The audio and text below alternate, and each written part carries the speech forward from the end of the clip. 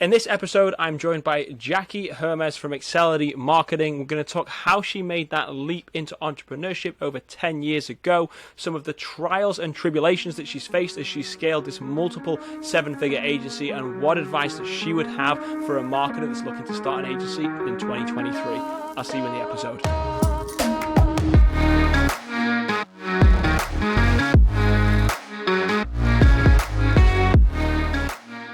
Hey Jackie, thank you so much for coming on. Would love to kind of kick things off by just asking you to share a bit on your background and exactly what it is that your agency does. Okay, a bit on my background. Well, we have been in business for 10 years. So I started my agency as I don't know that I really was intending to be a solopreneur or build an agency. I did not have a super solid plan. I'm sure we'll get into that. But yeah, so it's been 10 years and my agency, Accelity, works with B2B software companies to help them grow faster. So usually we're working with, we have a couple bootstrap startups, which is fun because it really keeps you on your toes. You really have to be very specific about what you're doing, reporting, making sure their money is well spent. But most of our clients are funded and growing programs where they're not quite ready to hire an entire marketing department yet. And they need kind of help laying the foundation and then hiring and kind of phasing an agency out is usually how it goes. Got you. That's actually a topic that I would love to dive into later on is, does it make sense to bring an in-house marketing team, and at what point that does make sense for a company? But we'll kind of kick that down the lane, because I think that's going to be an interesting topic for later on. But just to kind of provide some context, how big is your agency? Where is the agency based? And, how many, number of clients are you working with at the moment? Yeah, gosh, how many employees do we have now? 15 or so. We were up over 20 like 2 years ago, and we've had some interesting times, I would say, with COVID, just ups and downs, but we're getting there. And what was the other question? The size of the agency, where it's based, number of clients you're working with. We're in Milwaukee, Wisconsin. So we work remotely. We actually had just gutted a full office right before COVID, and then we shut it down, and then no one really wanted to come back. And I didn't want to force them to. A lot of my team members have been with me for many years. So it was like, well, what do you want to do? I'm not going to force them to roll into the office just because we spent a lot of money on it. So yeah, anyway, we're remote. Most of the team is around here now. Okay, got you. And you found that Wisconsin has been a good base for kind of growing that agency? Because again, I have a house in Wisconsin. I lived in Wisconsin for a number of years. We're obviously on the road right now, traveling around. But I know for me, I was like, I gotta get out of the weather. Like that for me for the winter. I was like, I can't do that. So anyone that runs a business in Wisconsin, I always tip my hat to them. If I didn't have kids, I don't know that I would be here. Okay. That sounds really bad, but I love Milwaukee. It's a fun city, but also the winter is miserable. Not going to lie. Like when it's freezing cold, I don't even want to leave my house or step outside. I always wonder how much higher would my quality of day-to-day life be if it were summery all the time. But yeah, who knows? 7 years, they'll all be in college. At that point, are you planning on down or anything? I was going to say, you planning on moving out of Wisconsin in that time frame or afterwards? Our loose plan is summers in Wisconsin and maybe rentals or houses in a few other places. So, I mean, it really, once you start working remotely, I have the agency, and then my husband is an outsourced CFO, so he has his own consultancy. So really, we have no strong, we have family. So if mom's listening to this, it's a very strong tie. But, we have nothing that's actually physically keeping us here as far as like a workplace or something like that. Yeah, it's quite liberating, but also quite intimidating. That's what I find anyway. My wife now works for Catalyst, so the two of us work remotely. We're off in our motorhome traveling around at the moment. We've been doing this for the last 2 months we've been going around. So we're down in South Carolina at the moment. We're heading down to Florida actually this weekend.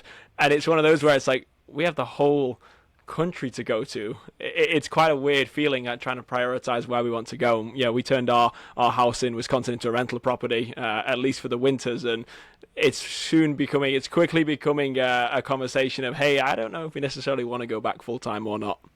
I mean, it's not a bad conversation to have. We spend a lot of our time traveling, so I think one of the reasons that we work so hard, both of us, to make money so that we can travel and so that we can show the kids different parts of this country and other countries. I want them to see as much as they possibly can before they go to college. Yeah, absolutely.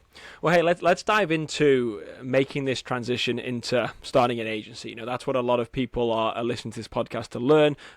You have been doing this for 10 years, so this is not a new venture for you, but I'd love to kind of rewind the clock and focus on, when you were making that jump, you were ahead of marketing, you're looking to make that jump. Was that a forced move on your side? Were you ready to make the leap? Like, what was kind of the process of starting the agency?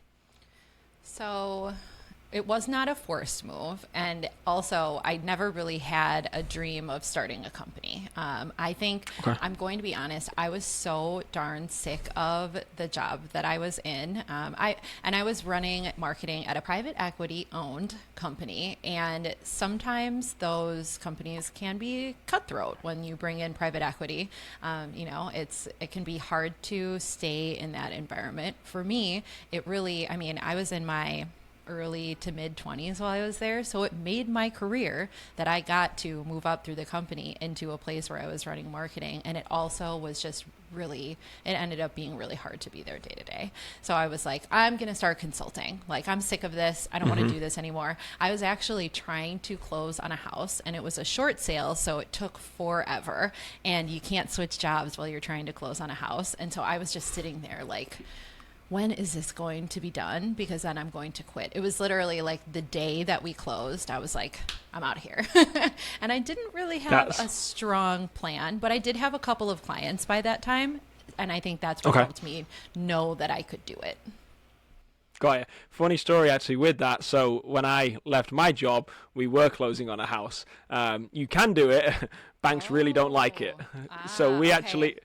We had signed contracts for Catalyst that I took to the bank, and I was like, hey, this is proof of income now. I had 30 days basically. The bank said, hey, if you don't show income in 30 days, you're not having the house. So I had to take signed contracts to the bank and say, hey, they're not paid yet, but here's signed contracts. They're going to pay. Will you still give us the mortgage? And they actually ended up doing it. But that was one of the most stressful, I think, 24 days of my life. Like, it was terrifying.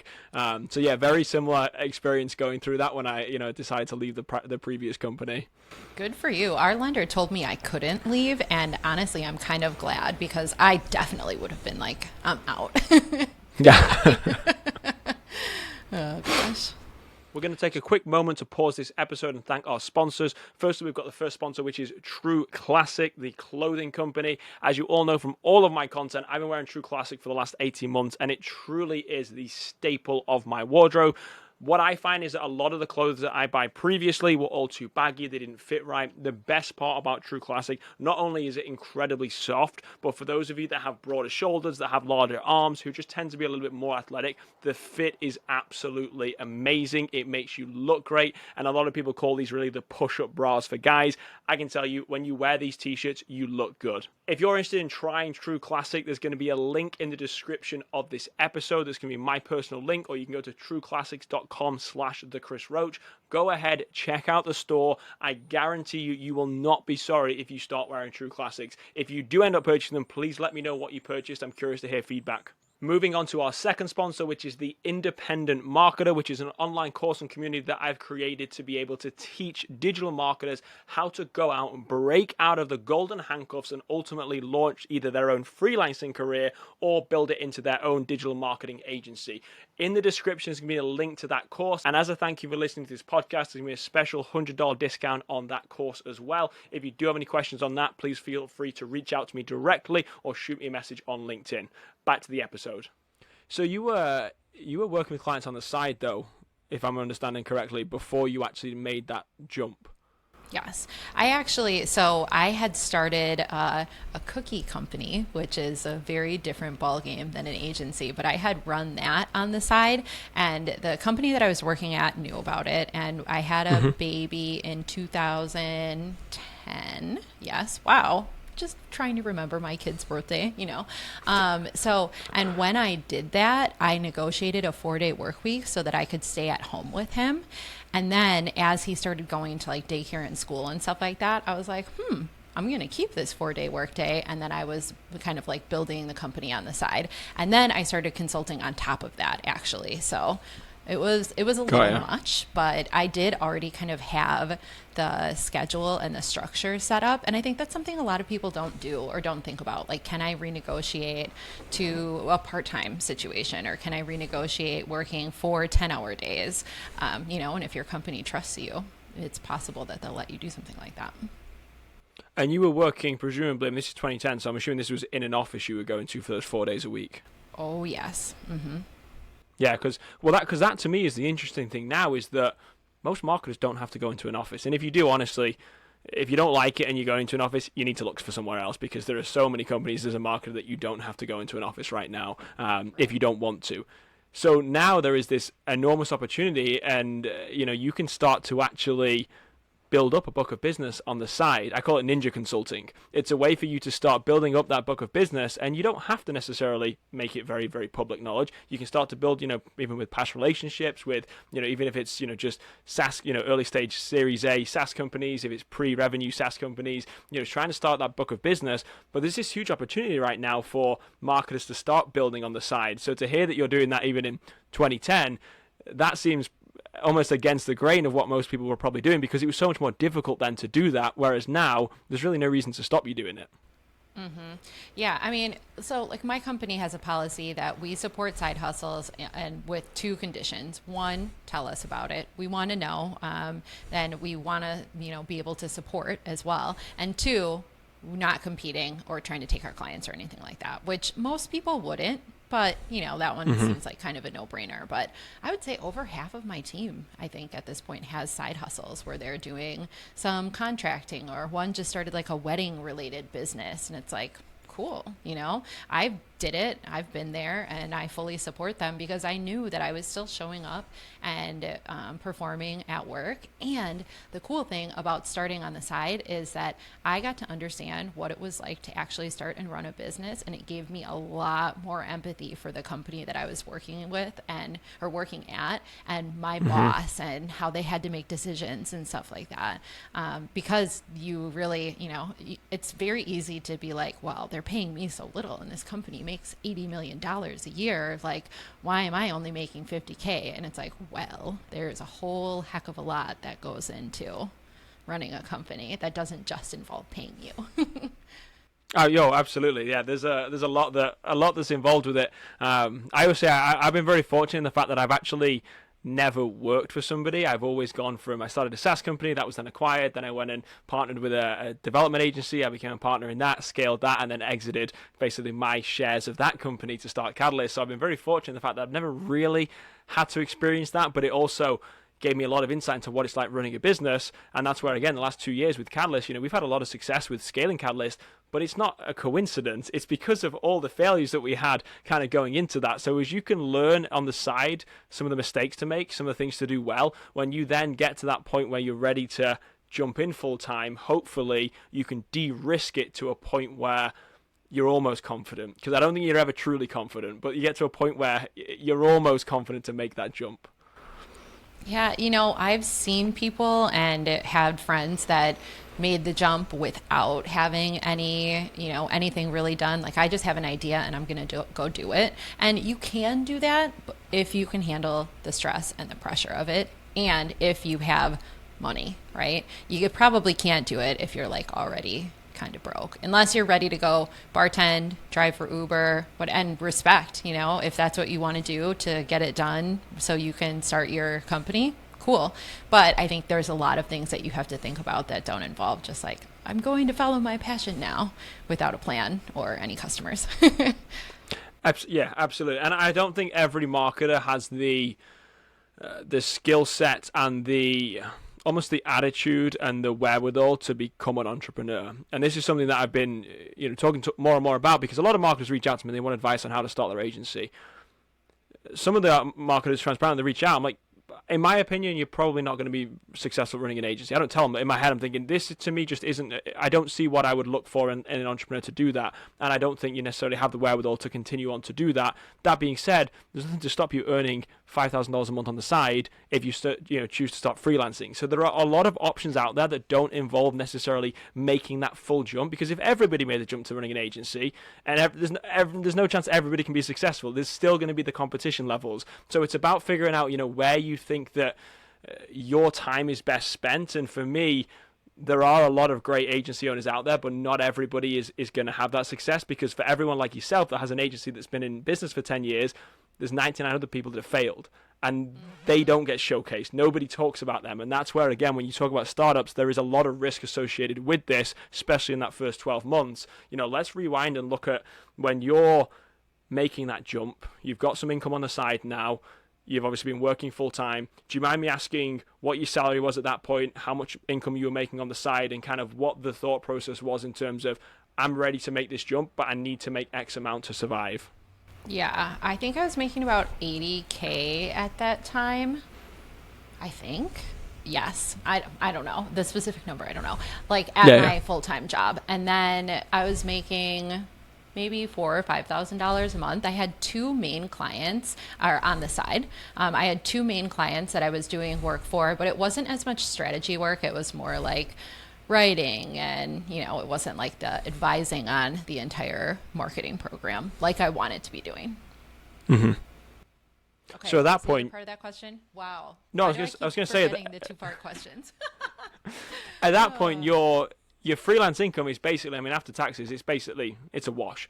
$5,000 a month, $80,000 a year, they're pretty close in terms of what you're taking home per month if you do the taxes the right way. So did you have the confidence at that point to say, hey, I can make this jump because I know my expenses are covered, or were you looking to hit a certain amount of income before you made that jump?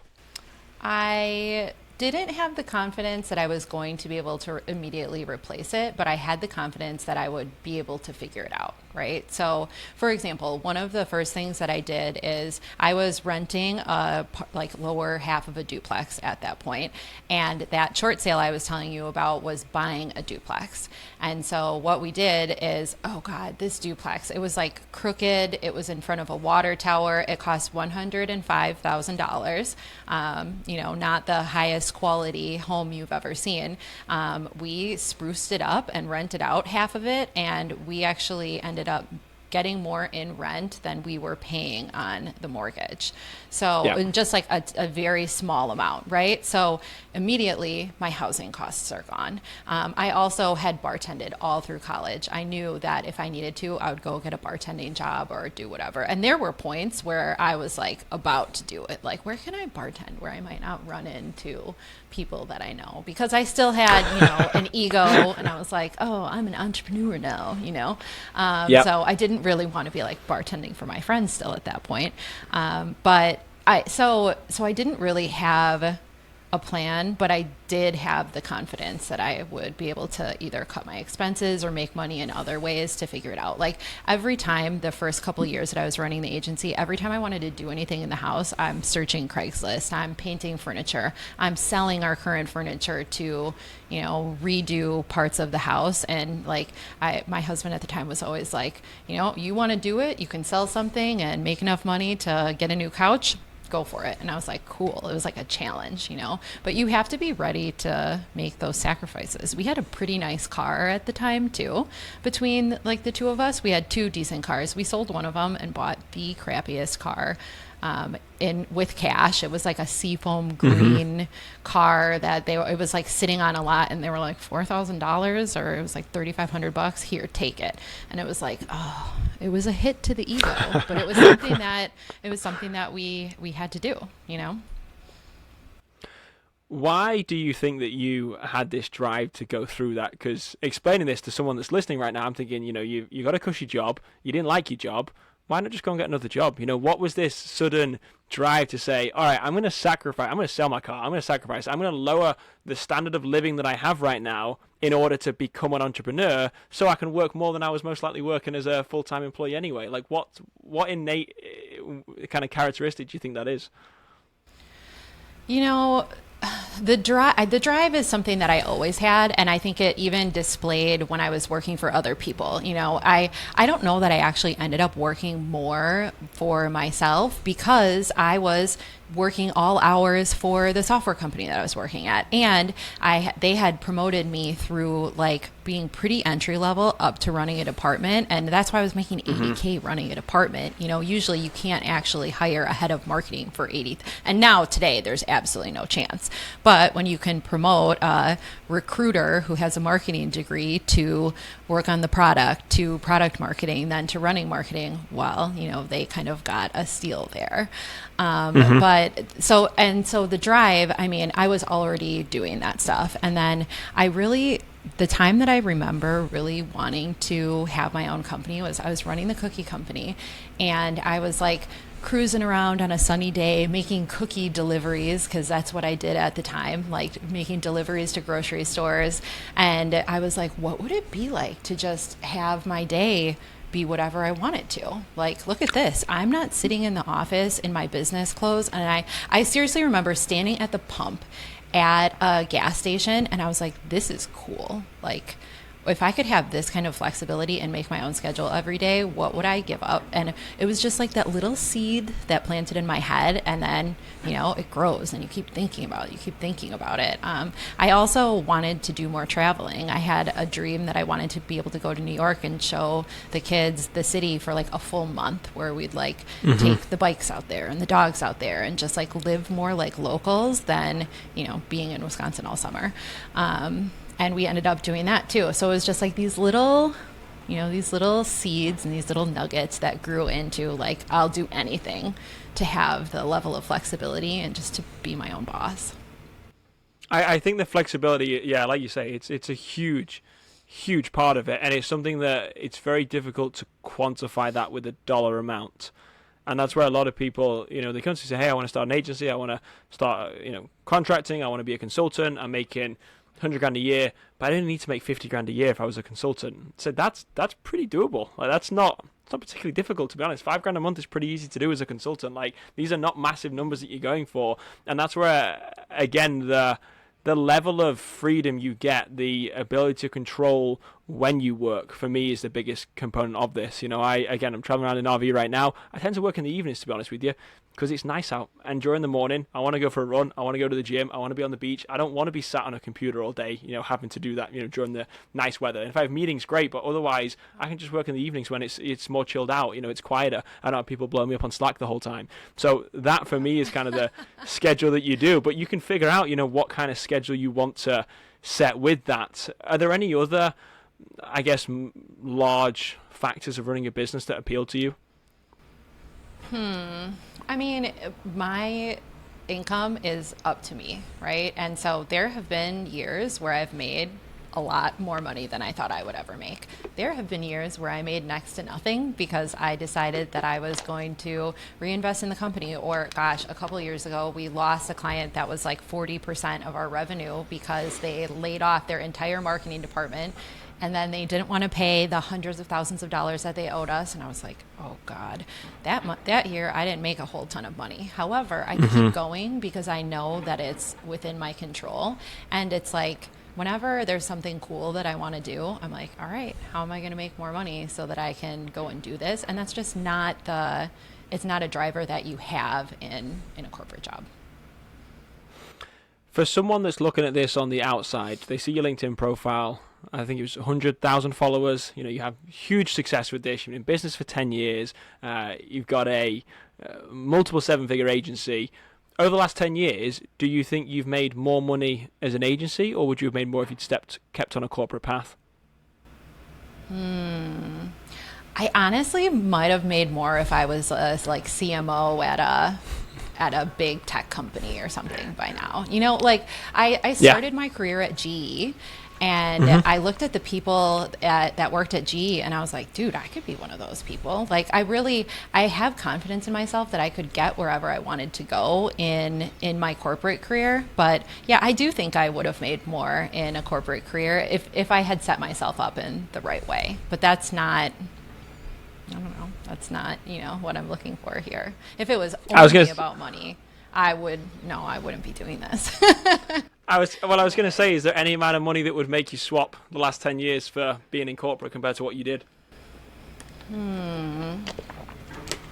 I don't think so. I No. don't think so. Just because of what I'm able to do. Like, I travel so much. I work from wherever. I took the kids to Europe for 2.5 weeks last year, and I don't think I even logged on and worked during that time. I'm about to go hike Machu Picchu in Peru. Like, those are things that I'm not doing if I am working corporate, or I have to sit and, check my email and stuff all the time. Whereas I've built this really freaking solid team that I don't really have to work if I don't need to. And I just recently found that out, because I always felt like, oh, everyone needs me. And then I literally logged in one time while I was in Europe last summer, and then I was like, wow, they actually did great without me.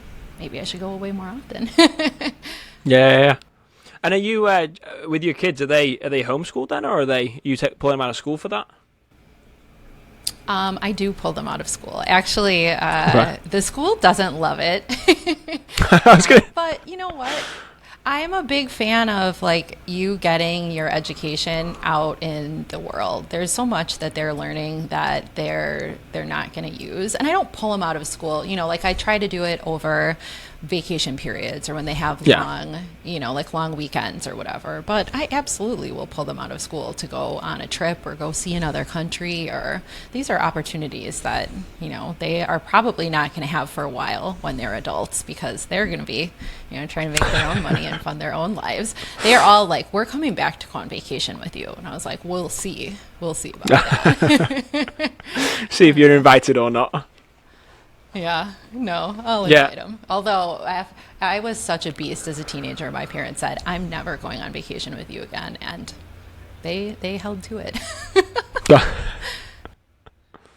God, yeah, no, it's a conversation that we've had with my own wife. We've talked about it when we're looking at, we don't have any children at the moment. We're talking about it. Obviously, the freedom we have right now. It's hey, school would really limit that ability to travel. I'm from England. My family is all in England still. We go back and we spend a month, every year in England. So to have that flexibility with our careers is great. But it is a conversation that we've been having in terms of futures. Like, how difficult would it be to homeschool and go that route? Yeah, I think there's a fine line between taking the kids out for experiences and actual truancy. So I haven't found that line yet, but I don't know. If they're going over the holidays or something for a month and they miss a couple weeks of school. Oh, well. Yeah. Especially 2 of my kids are in 6th grade. It's not like they're learning such high stakes things that they can't miss in school. I think they're Got you. Well, one of the things you alluded to there that I would like to dive into, really for my personal interest, really more than anything, is when you're moving out of the business, because this is the stage I'm at right now, where we've got clients, but I'm client facing for everything. So I am the business right now. We have a team of 8. I have marketing specialists. I've got graphic designers. I've got video editors, podcast editors. So I've got this team that can handle a lot of the execution, but the strategy all really still comes from me. At what point did you decide you were going to make that move out to the point now where you say, you not log in for 2 weeks because you have everything taken care of? How difficult was it for you kind of letting go of the reins, and how long into the business did it take for you to do that? I would say it ebbs and flows too. So last summer, I think it was in a place where, clearly they did great without me. Now I'm running sales again. So am I going to be logging in a little bit here and there on my upcoming trip? Yeah. And we'll see. We'll see what happens in the future. So I think I always took the steps maybe even a little sooner than I should have. I hired my first employee when I had no business employing anyone. I didn't know how to be a good boss. I don't think we were making enough money. And I was like, cool, if I go and hire this person and they're doing the project management, which I looked at the things on my plate and the things that I didn't like doing and the things that I could outsource. So I hired an account manager and had her running the accounts. And I was like, great. If she's doing that, I'll be able to sell more. It's a risk that I took on myself, and it panned out, but it doesn't always pan out, right? People ask all the time, like, when am I ready to hire employees? And it's like, well, do you have money? Are you confident in your ability to get money? And what's your fallback plan? Like, do you have a line of credit? Will you be able to get a loan? Do you have personal savings that you can put into the company, which I've done many times. So you at least have to have those kinds of plans in place. And then as we've built, really it was like 5 years ago that I put a management team in place so that I could go that level up where I'm not managing all of the people, which is really nice. And the cool thing is most of those managers are my first employees that ever came on. So they've been with me this entire time. And it's, it's easy because I'm not training new managers to come on. It's people that have grown this entire time with the business, and they've seen the good, the bad, the ugly, and I trust them with everything. That's awesome. Yeah, and it says something about your leadership style that they've stayed with you that long as well, because that's especially not common in today's. I mean, people job hop now all the time. It's crazy. It's just it's just nuts. We've had a good amount of job hopping happen, in the company too. Especially, that's one of the things and the reason why I'm keeping it about this size. And I think it'll ebb and flow, right? But I don't want to grow to 100-person agency or whatever. So my role becomes a lot more like recruiting, HR, and managing all of that, versus a lot of the people that have stuck around have been with us now for 2 years, 3 years, 5 years. My two managers have been with me for 7 and 8 years, which is, it makes it a lot easier when you have those people that they're with you, they know what's going on, and you're not retraining and churning all the time. Yeah, and we've seen it in other agencies that have scaled that fast, and then when you can't then service that many clients, and when revenues go down, like we're seeing across the entire industry right now, you have to let everybody go. You have to lay everybody off, and there's these mass layoffs everywhere. And to me, it's not the right way to scale the agency. For me, it's always been a case of growing as organically as possible. Really, that's always been my philosophy with it. I did it with the software development agency. We scaled to about $3.5 million a year. We're about 25 people, and it was good. But I realized that was too big for what I wanted to do right now. I was like, it's just not, to me, it wasn't appealing. So that's why when we first started this, I'm like, hey, we're going to grow this very, very naturally, organically. It's going to be a lot of referrals, word of mouth. It's going to be a lot about proving ourselves. And now, after really 18 months, suddenly there's this flip that switches, and all the referrals start coming out of nowhere now. Like, once you've proven yourself, that's how, to me, you grow a really sustainable business. But if you try and grow too fast, you do more harm than good, because you can make a lot of mistakes, and they're very expensive mistakes usually. I've made a lot of expensive mistakes, and I'm way too soft to have to lay people off. Like, I'll dig into my savings and put money into the company before I will do mass layoffs, just because I don't want everyone in the company to feel like their jobs are at stake, or like they're more important than, or they're less important than money, right? And I think that's one of the things that keeps people around, is they know, like, I'll stop paying myself before I'll let them go, because sales is my responsibility right now, and well, I better go and sell. And if I can't, then that's on me. Yeah, which is a very admirable way of doing it, but also not a particularly common way of doing it. There's not a lot of CEOs that would do that. So it's I applaud you for doing it that way. I think it's the way to do it. I think if you're the captain of the ship, you go down with the ship. That's what it is, really. So yeah, I applaud you for looking at it that way as well. But unfortunately, that's not what a lot of agencies do. No, and I can do it because I've had some really good years in the company, and I've had some really bad years. And those good years are due to the people that are working in the company. So, I wouldn't even suggest that every company can or should do that, but that's my policy. My business coach and our CFO, who is also my husband, they're like, it's time, we need to make some changes. And I'm like, give me a couple more weeks. We're going to get through it. We always get through it. Always. Got you. That's a good lesson. I'll definitely bear that in mind, because we are scaling with Catalyst at the moment, so I'll definitely bear that in mind as we continue to grow ourselves as well. I'd love to know, as you started the agency, what are some of these big roadblocks that you've had to get over? What are some of the dark days, some of the things that keep you up at night, that you've had to overcome, that perhaps somebody out there listening is going through this right now, and this can act as an inspiration for them? There have been a lot of dark days. I think, especially, I started the agency fairly young and with enough experience, but not, I didn't have 20 years of experience. And so it was a process of like cultivating and redoing how we were doing our services in order to level up. And there's a lot of points where you get to like, okay, you're offering services at these prices and you are attracting a certain kind of client that can pay those prices. Then when you want to go to the next level and you want to attract the next level of client, well, you kind of have to change everything that you're doing. And sometimes that involves parting ways with, or sometimes, there's some client churn, and it's just like, I don't know, especially if you are funding the business yourself. God, cash kept me up all the time for the first couple of years because I didn't have that much of a cushion. And I stupidly never even used my line of credit. I got one and I was like, no, that's debt. I don't want to use it. Well, I probably should have been doing that before I was digging into my own pockets, but, conservative Midwesterner over here.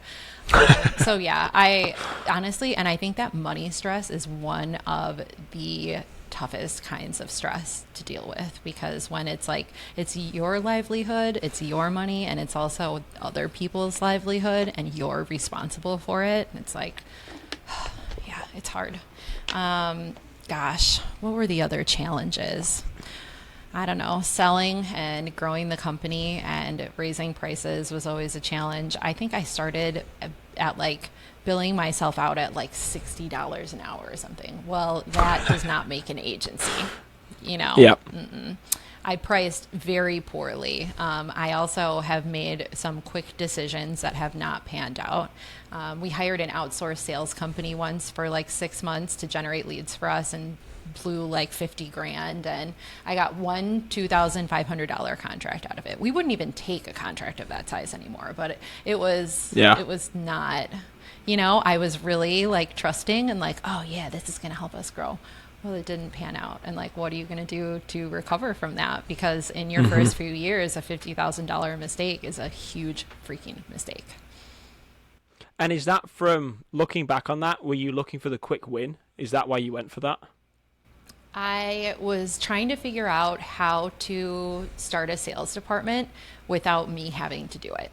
And I was like, okay, do I hire a BDR? Do I try to hire a salesperson to make them commission only? No one really wants to work like that. Do I, what can I possibly do so that I don't have to be the one doing the outreach? Because yes, you can grow by referral. It's a great way to grow. And if you have your own marketing, like my personal brand, it generates plenty of attention, which is very helpful. But I didn't have any of that at that time. And I was like, so I was looking for some kind of wins that I maybe didn't have to, like muscle through and generate myself. Yeah. No, that's one of the biggest pieces of advice I give to people when they're first starting. I'm like, you can create your personal brand. You can, you can post on LinkedIn. You can try and, attract the right type of clients to you, but it's going to take you 12 months to pull that off. So unless you've got 12 months runway, you have to go outbound. You have to go offensive. You have to start reaching out to people, cold calling. That's the biggest thing I give people. Like, pick up the phone, cold call people. It's amazing how effective it can be. But again, I was a chief revenue officer before starting this. I've come through a sales background. It's what I grew up doing. So to me, it's very, very comfortable, almost second nature. But for a lot of marketers, it's a really intimidating step to take. From your side, obviously, I'd imagine on the recruiting side, actually, there's quite a lot of sales involved with that. So you kind of had that background. Did you find that really led into the ability for you to scale very, very quickly? Yeah, actually, so I told you I started my career at GE. I was working there part-time, and I was doing kind of like inside sales and marketing support, and they would do campaigns where we had to cold call doctors and, like decision makers at hospitals. And my division that I had to call into, of course, was the Northeast. So everyone was like, I do not want to talk to you at all. It was a very painful way to cut my teeth on cold calling, but I did it. I had another internship where I was responsible for basically cold calling and surveying our target audience. And then recruiting, yes, involved a lot of calling. So I did luckily get very comfortable on the phone, and yet I still didn't want to do it all the time. I was like, at what point do I not have to do this anymore? It's figuring out the point to do it. Yeah. And you know what? Now I have a BDR, so I'm not doing the calling, but I am running our sales process. We had a head of sales for a couple years. He left to start his own company, which is amazing for him. And I was like trying to figure out, like, do I want to rehire? Who am I looking for? And I just still haven't made a decision. And for now, I'm happy to do the selling if I don't have to do the cold calling. Yes. Yeah, absolutely. For anyone that is obviously Midwestern based or specifically Milwaukee area, I imagine you'll know these, but my internship, first ever internship I ever did was for Impact Networking in Milwaukee. I don't know if you've heard of them. They're everywhere. Now their sales training was something different. That was a very interesting, and I believe they've evolved now. I actually know quite a few of them, through the years, and get friends from college that have gone to work there. But back 5-6 years ago, their sales training was pretty intense. So when I went from that to then starting an agency and starting my own business, I was like, this is a lot easier, because if I just take 90% of what I was doing there, 50% I can really start to kind of go through that. But I always say a lot of my sales early skills and kind of drive from that came from what I learned there, because they are very aggressive with what they teach you to do, and it's why they've grown as large as they have right now. Yeah, when I graduated from college, it was like during a hiring freeze and during a recession. And so I took a couple jobs, and I really kind of quit both of them before I ever got totally started. But one, I fully trained to do door-to-door sales, and I was like, peace, I'm not doing this. And then another one, they like made it sound very attractive to do makeup sales, and then I rolled up the first day and I was like selling makeup in Sam's Club. I actually did go to a few different days of that, and I was like, okay, I'm pretty good at this, like I think I could do it. But it's like doing stuff like that makes the kind of sales that I do now a breeze. Literally all I have to do is sit on Zoom, ask smart questions, talk to smart people, and like chat with them about their marketing program and how we can help them. And it's more complicated than that, but it's a whole heck of a lot better than trying to sell people makeup in Sam's Club. That's for sure. Yeah. Oh yeah, absolutely. Absolutely. I'm curious, when you talked earlier about how you can increase your prices, and I think that's a very good lesson for a lot of agents, especially early agency owners, because everybody that I know that starts an agency is way too cheap. They all go in, like you say, $60 an hour, $50. I had someone that's consulting the other day, like, hey, I'm going to charge $50 an hour for this. I was like, perceived value, you're going to get laughed out the door. It's not scalable, but it's not.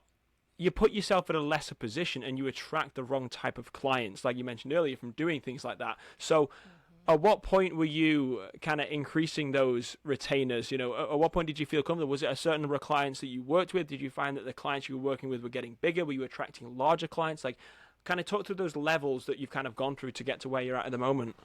Mm-hmm. So one of the clients that I signed on at maybe $75 an hour is still with us right now. I think it's 9 years in April. And so you can imagine that I have had to price increase them many times. And every year it's a similar process where it's like, this is the value, this is the new level of service that we're bringing you. These are the new like competencies, that we have internally. Like we have video editors now, we have an animator now, we have a really senior, amazing copywriter, and you enjoy all of those services and you have to pay for them. So I think it's definitely a process, and you have to be able to show your value. And I shot myself in the foot starting so low, because that is just what people expected, and they didn't expect a really high level of like strategic consulting. They expected the marketing that you get for $50 an hour. And sometimes that can be good, but yes, you're setting the wrong expectation. And then if you want to hire employees, you can't pay them while you're billing out everyone on the team at 50, however many dollars an hour. It's a perceived value with that. And we found that when even last 2 months ago, maybe beginning of January, end of December, I pitched a client, and they said, "Why are you?" And they really want to work with us, and they said, "Why are you so cheap?" I said, "Well, you can always pay more if you'd like to. If you'd like to, you can pay more."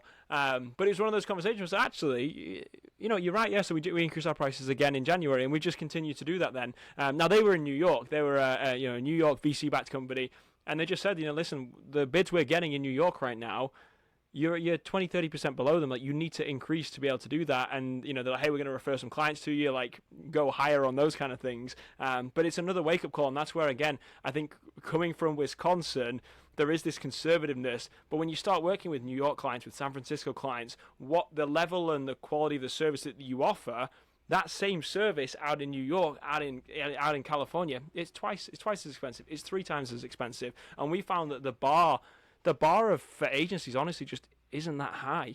So when we come in and we have this premier service, they can't believe the value that they're getting, and it's and that's where again we've kind of been able to continue to increase that. But I was amazed when I first got into the agency game and I'm auditing agency accounts, we're coming in, we're taking over accounts. I'm like, the bar is not that high. And a lot of people have this imposter syndrome where they don't know if they want to start. And I can tell you, there's a lot of established agencies that are out there that aren't particularly doing great work that you can come in, and a lot of marketers are going to be able to blow past that in their first 2 years of running an agency. All of our clients have fired an agency or two, and they're like, well, I'm not going to tell you who it is because they're pretty well known, but they had an intern running my account and it was terrible. And they said they were going to do these things and they never even happened. And it's like, okay, don't give them an intern. Actually do what you say you're going to do. Cool. I can do that. Yeah. But that's where I think having an agency of your size right now, you have that control still. That's the difference. There's a lot of it. When you get to a certain level, it's very difficult to maintain that quality. And that's where, again, I've always admired you for the journey you've had with this, but the way you've scaled the agency, the way you've kept it, where I'm sure you could have gone out and raised capital, launched this into a $20-30 million a year agency over the past 10 years, but you've chosen to do it in, to me, a more genuine way, and almost put your clients and your people first, which has allowed you to have a sustainable agency rather than a hyper scalable one. You've been in business for 10 years with it. There's not a lot of agencies that are going to be able to do that, and it doesn't sound like it's going anywhere anytime soon. It continues to grow and scale with that. So it's really looking at it as a long-term play, and that to me is the way I think agencies should be running. Yeah, and you know what? I certainly could have tried to raise capital and tried to grow faster. And it's also the trade-offs that come with that. I know someone who grew a 100-person agency in like 4 years, and he works like a dog. He is working day and night. He's single. He doesn't have kids. And that's like amazing. If I were single and I didn't have kids, I'd probably be doing the same thing.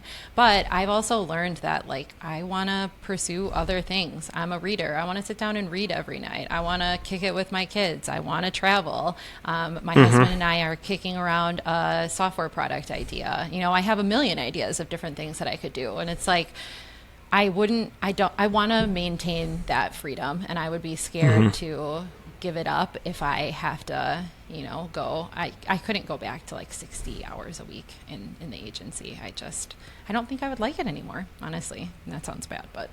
Well, it's a lifestyle business. It's the way you build it. You build it for a reason. And to get to that point, I think I have a lot of admiration for the way you built the company and the size it is right now, and hope obviously to continue Catalyst in a similar vein to what you've been able to achieve with your agency. The last question, I do want to be respectful of your time because we are coming up on time here. Last question that I would like to ask you is, for those that are listening, maybe someone's working somewhere that is ready to make that leap. Maybe they want to start freelancing on the side. Maybe someone's just been laid off and they're looking to be able to start their own agency. What advice would you give to someone that is in that position and is on the fence right now? I would say you don't need this 15-page business plan and like a big setup to be ready to go out and sell. I sold my first 2 clients with a couple of writing samples, no website. I didn't even have a company name. My last name used to be Steinmetz. It was Jackie Steinmetz Consulting for like 3 years because I was like, oh, I have a client.